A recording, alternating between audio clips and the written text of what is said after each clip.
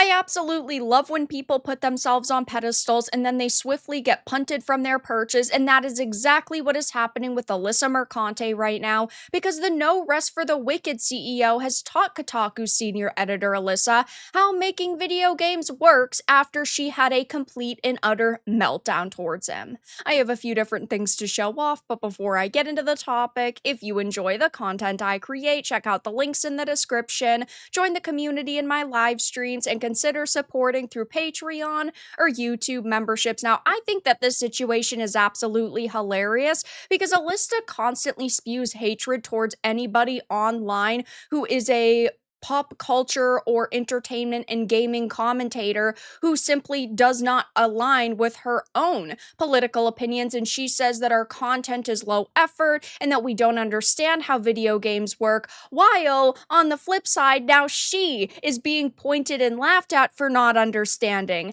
how video games and them being made actually work. It is hilarious that this is happening, but also because she is, of course, having this giant meltdown. She calls content creators like myself unprofessional for simply calling out corporate greed, but now she is absolutely melting down, going as far as to call the CEO a dickhead. So Thomas Mahler, the CEO of Moon Studios, which is currently developing No Rest for the Wicked, gave senior editor Alyssa Mercante a quick lesson on how developing video games works after she attacked him. His education of her occurred in the wake of an ex-user implying she worked on Ori and the Will of the Wisps, which Moon Studios developed. She actually had written in June, "Hey new folks, I'm Ray. I work in the gaming industry in UX R&D and game production. I work on various software and hardware for Xbox. I now work as an independent media producer, and I had the privilege of working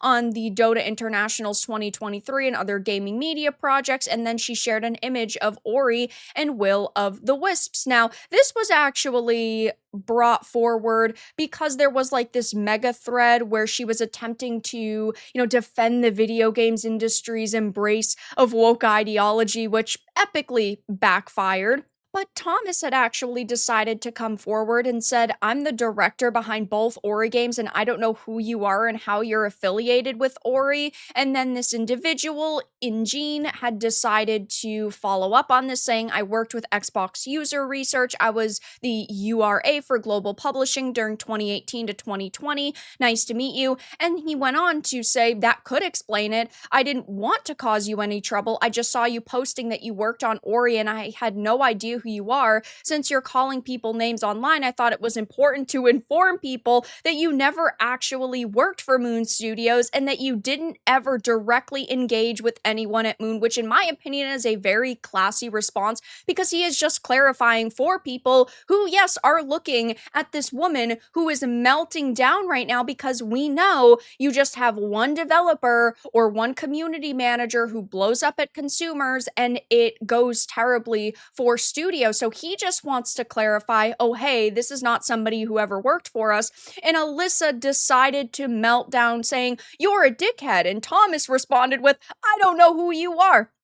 She's basically angry that he would dare to call out this individual on social media, which is fucking absurd, because this woman had made a public post on social media. Therefore, he is allowed to publicly respond. Yeah, you're allowed to think it would be a little bit more professional if he handled it privately, but when she is saying she worked on a video game and she is bringing a lot of negative attention to herself, I'm sure that he was being asked on a constant basis, like, "Hey, what's going on with this developer of yours?"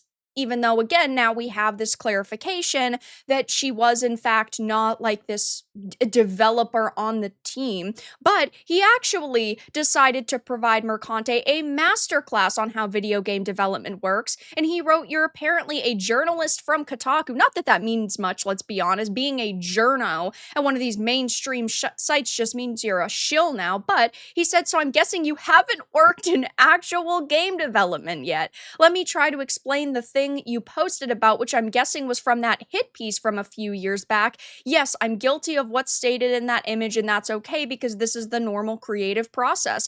We brought lots of veterans into Moon because generally great people want to get the opportunity to work on great projects, and that's our goal at Moon. We always set out to create the kind of games we'd love to play ourselves that fill some hole in the market because for some reason these holes haven't been filled yet. So we're all incredibly passionate about what we do.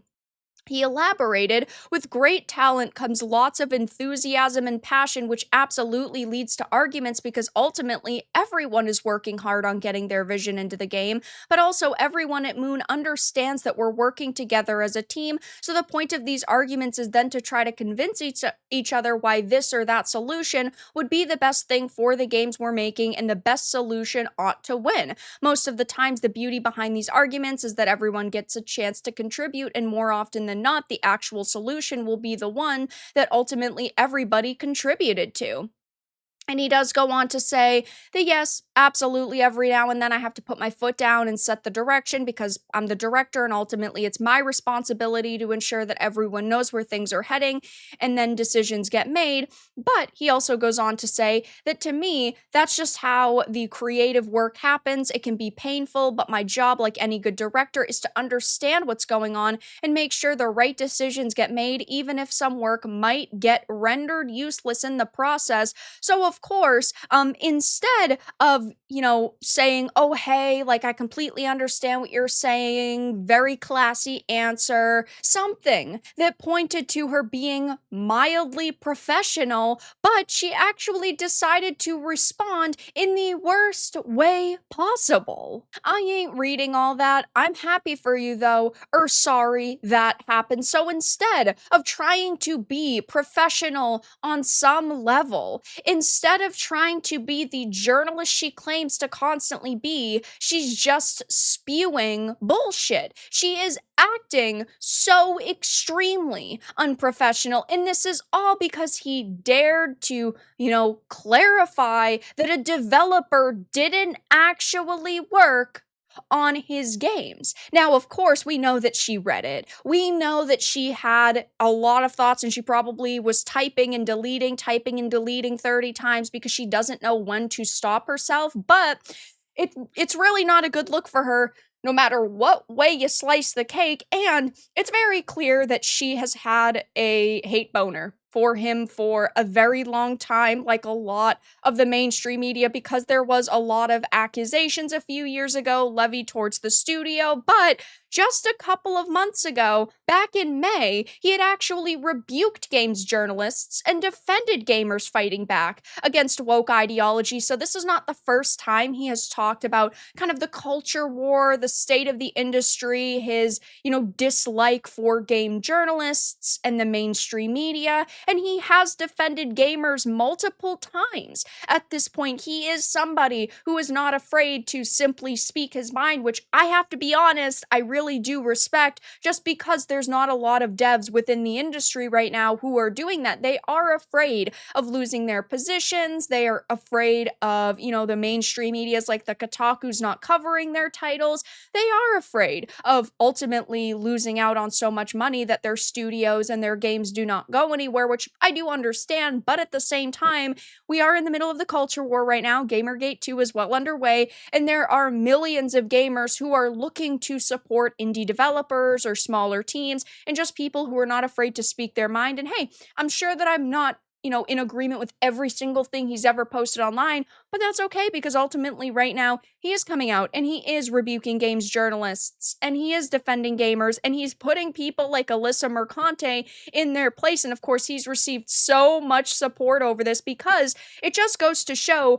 the level of professionalism between these two individuals. Thomas simply responded in a clear and concise manner. He tried to clarify things, and she's posting memes like, I ain't reading all that, I'm happy for you though, or sorry that happened, and calling him a dickhead simply because, again, he called out a person who posted publicly about their affiliation with the game, and he just wanted some clarification because we know that there are a lot of gamers right now who will not support products if there is a shitty developer behind them who's going on social media and spewing hatred about gamers and how toxic we are. So she was absolutely put in her place, and it is hilarious to see there are so many people supporting him, saying it's probably the correct decision for someone in your position, but man, you were way nicer than she deserves. I mean, yeah, I'm still blocked by her after she, threatened me. She's blocked me because she doesn't actually want to have discussions with people she disagrees with. She just wants to threaten you and then block you and act like it never happened because that's just the way that she works. But she says that she didn't read all this, but we clearly know that she actually did. Don't forget, at the beginning of the year when Gamergate 2 started and she had put out that Sweet Baby Ink puff piece and she was attacking content creators online, she had a list of tons of people on YouTube and X who were talking about her. There were 7 of my videos on that list over the span of several months, and she claims that she didn't watch any of them, yet she magically knew that there were certain words or terms used in videos that were on that list, so she's clearly a liar. But people are also saying things like, thank you for being the voice of reason in the industry that we so desperately need. No better example of that than this right here today. If you would like a place to discuss some of your work in the gaming industry, let me know. This is Hypnotic. Master of the TDS saying this is awesome. Thank you for not being afraid to call these people out. More people should. And I think that in the next probably day or two, Alyssa will put out a massive hit piece on Thomas talking about the unprofessionalism of game developers, even though she's going to completely ignore the fact that she was, calling him a dickhead, and she was ignoring the arguments he was making and ignoring the clarifications he was making. And she's going to say he's a toxic creative director at Moon Game Studios and he's a terrible person simply because he dared to call out her and also another developer to simply try and defend his studio. But that's all that I really had to discuss in this video. Let everyone know your thoughts in the comments below. If you enjoyed this, give it a like, and if you didn't, give it a dislike. I appreciate your support either way, but I will talk to you all again in the next video really soon.